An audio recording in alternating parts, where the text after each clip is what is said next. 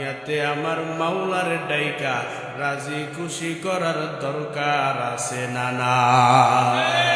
আল্লাহ বলেন, হে বান্দারা, বিপদের মধ্যে পড়ছো। ওরে বান্দা, বিপদের মধ্যে পড়িয়া গেছ, ওরে দুনিয়ার কোন ব্যক্তির কাছে সাহায্য চাইও না। ওরে বান্দা, এতদিন পর্যন্ত বিবাহ শাদী করলা, একটা সন্তান তুমি পাও না, 10 বছর হয়ে গেল। কত বান্দা তাকাইয়া দেখো, 10 বছর 20 বছর হয়ে গেল, এখনো কোনো সন্তান নাই।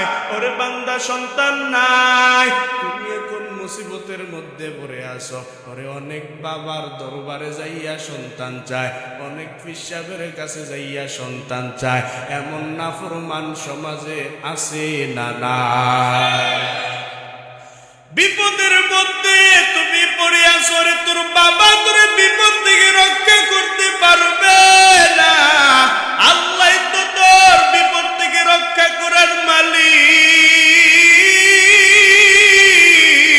এই জন্য বান্দা ভালো করে বুঝবেন, আল্লাহ জানাইয়া দেয় বান্দারা, আল্লাযীনা ইযা আসাবাতহুম মুসিবাতুন قالوا إنا لله وإنا إليه راجعون। ও বান্দারা, তোমরা বিপদের মধ্যে পড়িয়া যাইবা, বিপদের মধ্যে পড়লে ধৈর্য হারা হইবা না। আমি রবের কাছে একটু সাহায্য চাও, আমি রবের কাছে চাইতে দেরি বান্দা, পাইতে দেরি হইবে না। তবে একটা শর্ত হলো, আমি রবের আগে রাজি খুশি করানো লাগবে। আমি রব, বান্দা তোরে দুনিয়ার মধ্যে কেন পাঠাইলাম একটু চিন্তা কইরা দেখো না। আমি রবের হুকুমগুলা আগে তুমি পালন করো না, তারপর যাইয়া আমি রবের ডাকবি। ডাকতে দেরি আমি মাওলা তোরে সারা দিতে দেরি করব না। এই জন্য বান্দা, তুমি অসুস্থ হইছো, তোমার ছোট্ট বাচ্চাটা অসুস্থ, ছোট্ট বাচ্চাটার জ্বর সারতে চায় না, ঠান্ডা সারতে চায় না। ওরে রবের কাছে সাহায্য চাও, আল্লাহর কোরআন দিয়া চিকিৎসা করা। আমার মায়ার নবী রাহমাতুল লিল আলামিন বলেন, ওরে আল্লাহর কোরআন এমন এক ঔষধের নাম, বলে পৃথিবীর সবচাইতে বড় বড় রোগের ঔষধ হলো মহাগ্রন্থ আল কোরআন। কারণ এই যে আপনারা ঔষধ খাইতেছেন, ঔষধের সেবা নিতেছেন, বিজ্ঞানীরা ঔষধ বানায়, কোথা থেকে বানায়? ওরে তাকাইয়া দেখ, বিজ্ঞানীরা আল্লাহর কোরআন বিচার ছাড়া বিন্দু পরিমাণ সামনে গাইতে পারে না। আল্লাহর কোরআন বিচার করিয়া করিয়া ঔষধ বানায়। সমস্ত রোগের ঔষধ বলেন কার? কোরআন। শুধু তাই না, আল্লাহ নবী জানাইয়া দেয়, আমার বুঝে আসে না, আমার উম্মতেরা সর্বপ্রথম যখন আমার উম্মতেরা অসুস্থ হয়ে যায়, আমার বুঝে আসে না, আমার উম্মতেরা সর্বপ্রথম সূরা ফাতিহার চিকিৎসা না নিয়া, সর্বপ্রথম সূরা ফাতিহার চিকিৎসা তারা শরীরের মধ্যে শ্রবণ না করে, কেমনে আমার উম্মত ডাক্তারের কাছে দৌড়ায়? নবী বলে আমার বুঝে আসে না।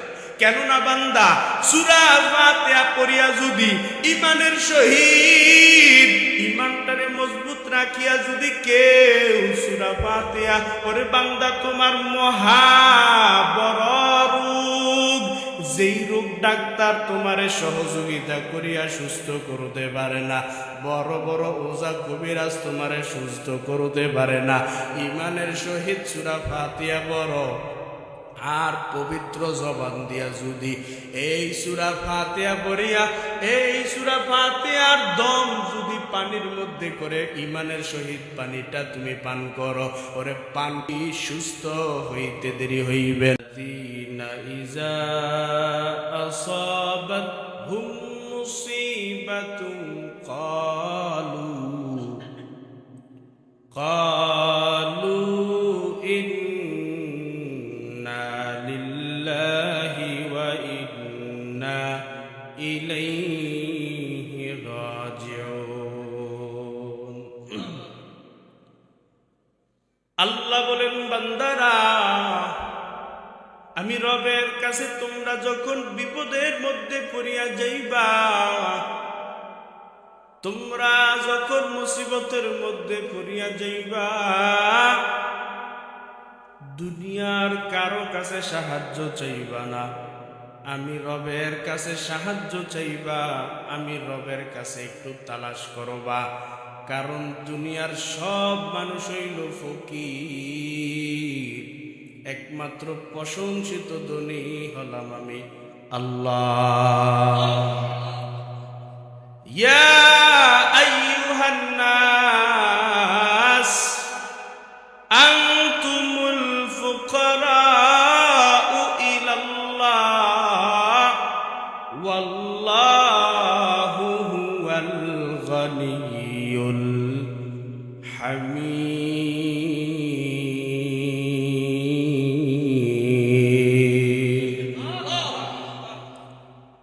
দুনিয়ার সব মানুষ হইল ফকির, একমাত্র প্রশংসিত ধনী হলাম আমি আল্লাহ।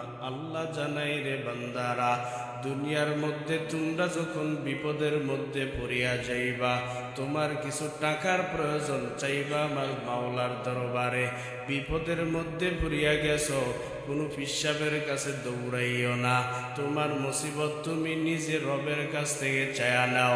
আল্লাহ বলে বান্দারা, যারা বিপদের মধ্যে পড়ার পরে আমি রবের কাছে চাইবা, ওরে আমি রবের কাছে চাইতে দেরি আমি আল্লাহ দিতে দেরি করি না, তবে চাওয়ার মতন তো চাইতে হবে। সাপোজ আপনাদেরকে বুঝাইয়া দেই, দুনিয়ার লাইনে যদি কোনো বান্দা কোনো বড় লোকের দরবারে যায়, একজন ভালো মানুষের কাছে যায়, যাইয়া বলল ভাইজান আপনি আমারে সহযোগিতা করার জন্য কিছু চাউল দেন, আমার পেটে ক্ষুধা, ঘরের মধ্যে বিন্দু পরিমাণ খাবার নাই। এই কথা বললে বলেন বড় লোক অল্প কিছু চাউল তারে দিতে পারবেনি?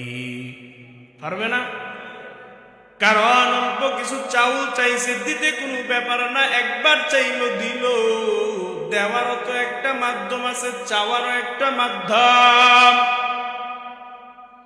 ব্যক্তির কাছে যাইয়া বলল ভাইজান কিছু চাউল দেন দিয়া দিবে, কিছু ডাউল দেন দিয়া দিবে, একটু একটু করে চাইলে দিয়া দিবে, চাওয়ারও তো একটা মাধ্যম আছে। আমার রবের কাছে চাইবি রে গোলাম, রবের কাছে চাওয়ারও একটা মাধ্যম তোমার থাকবে। আমরা রবের কাছে চাই কিন্তু পাই না, এমন ভাবে চাই যেইভাবে আল্লাহ কবুল করে না, এমন ভাবে চাইতে হবে যেইভাবে আল্লাহ কবুল করবে। আল্লাহ বলে বান্দারা, আমি রবের কাছে চাইতে গেলে আমি রবের আগে রাজি খুশি করানো লাগে, আমি রবের হুকুমগুলো আগে 5 ওয়াক্ত নামাজের বিধান আমি আল্লাহ প্রথমে দিয়া দিলাম। আমি আল্লাহ জানাইলাম রে গোলাম, দুনিয়ার মধ্যে আমি রব, তোদের কি একের পরে হুকুম দিয়া দিলাম, হুকুমগুলা পালন করবি আর আমি রবের ডাকবি।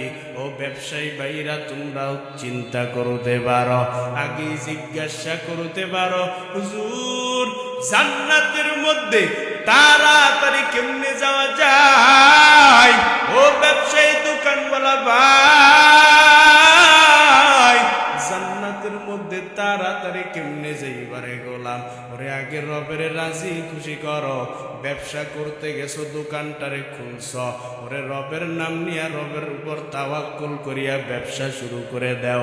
আবার যখন দোকান খুলবা, তোমার দোকানের মধ্যে কোনো কাস্টমার নাই, একটু বসে বসে আমার মাওলার তসবিহ পড়তে থাকো, তালিম দিতে থাকো, তালকিন দিতে থাকো। কেননা বান্দা আল্লাহ বলেন ফাজকুরুনি বিতাআতি আযকুরুকুম বিরহমাতি। এ বান্দা, কেউ যদি আমি রবের তাইদের সহিত আমি রবের ডাকতে পারো রে গোলাম, কেউ যদি আমি রবের তাইদ দিয়া ডাকো, আমি রব তোমারে জানাইয়া দেই রে গোলাম, কেউ যদি আমি রবের তাইদ দিয়া ডাকতে পারো, কেউ যদি তাইদের সহিত আমি রবের ডাকতে পারো। ব্যবসা করতেছো, দোকানের মধ্যে কাস্টমার আসে নাই, ওরে জান্নাতে যাওয়ার ঠিকানা নিয়ে নেও, আল্লাহরে পাওয়ার ঠিকানাটা এই জায়গা থেকে নিয়ে নেও। আল্লাহরে ডাক দিতে দেরি, আল্লাহর ডাক শুনতে দেরি করবে না।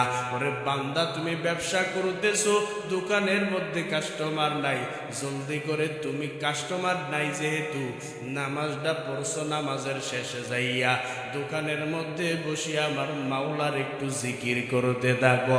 আল্লাহ বলে, বান্দারা, কোনো আমার বান্দা যদি আমি রবের তাইদের শহীদ ডাকতে থাকে, আমার কোনো বান্দা যদি আমি রবের তাইদ দিয়া ডাকতে থাকে, আমার বান্দা ডাকতে দেরি, আযকুরুকুম বিরহমাতি, আমি আল্লাহ বান্দারে রহমত দিতে দেরি করি না। ইয়া ইলাহি মুঝসে মুঝকো दूर कर, ताके देखूं मुझ में तुझको एक नजर।